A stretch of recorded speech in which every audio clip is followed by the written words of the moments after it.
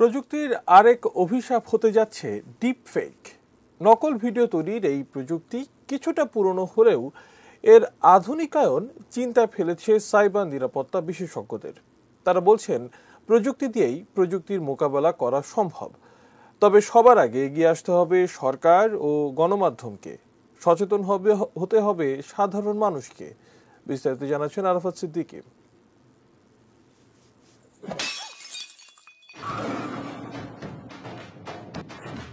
জনপ্রিয় হিন্দি সিনেমা সিঙ্গামের এই deepfake video বলে দিচ্ছে ভিডিও এডিটিং প্রযুক্তি এখন কতটা আধুনিক। তবে মানুষকে বিনোদন দিতে তৈরি এই প্রযুক্তি কতটা ভয়ঙ্কর হয়ে উঠতে পারে তার প্রমাণ সংবাদ পাঠক কিংবা সাবেক মার্কিন প্রেসিডেন্ট ওবামার এই deepfake video. President Trump is a total and complete dipshit. Now, you see, I would never say these things, at least not in a public address, but someone else would. Someone like Jordan Peele. পুরো বিষয়টি আরো জটিল হয়ে দাঁড়ায় যখন পর্নোগ্রাফির এই ধরনের সংবাদ সামনে আসে। যে দেশে গুজব ছড়াতে এডিট করা স্টিল ছবি যথেষ্ট, সেই দেশে ডিপফেক ভিডিও কতটা ভয়াবহ হয়ে উঠতে পারে। অনেক ধরনের অপপ্রয়োগ আসলে সম্ভব এই প্রযুক্তিগত উৎকর্ষের এই সুবিধাটা নিয়ে। এখন এখানে সবচেয়ে বড় চ্যালেঞ্জটা দাঁড়িয়েছে এটা আইডেন্টিফাই করা, যে এটা আসলে ফেক না রাইট। আমাদের ব্যবহারকারীরা এখনো এতই সহজ সরল, যারা অনলাইনে বা ইন্টারনেটে যাই দেখেন তার প্রায় বিশ্বাস করে ফেলেন।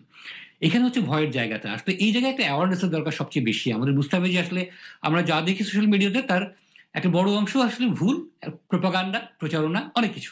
প্রযুক্তিবিদরা বলছেন এই ধরনের বিভ্রান্তি থেকে মানুষকে সচেতন করতে হলে সবার আগে নিরাপদ মাধ্যমে দ্রুত সময়ে তার তথ্য পাবার অধিকার নিশ্চিত করতে হবে। আর এর জন্য এগিয়ে আসতে হবে সরকার ও গণমাধ্যমগুলোকে।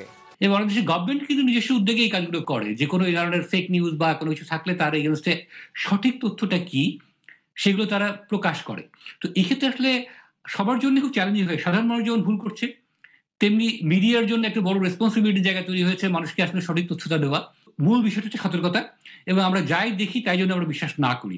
এটাকে আসলে একটা ট্রাস্টেড সোর্স থেকে ভেরিফাই করে তারপর কোনো বিষয় সিদ্ধান্ত নেওয়া, এবং সেটা আবার যখন রিপোস্ট করব তার আগে অবশ্যই আমাকে নিশ্চিত হতে হবে আমি এটা জানি, এটা সঠিক, তারপর আমি এটা পোস্ট করছি। তবে আসার কথা, এই ধরনের নকল ভিডিও বা ছবির সত্যতা যাচাই করতে বহু প্রযুক্তি রয়েছে। অনলাইনে নিজেদের প্রচারিত সংবাদ নিরাপদ করতে যার ব্যবহার শুরু করেছে বিভিন্ন গণমাধ্যম।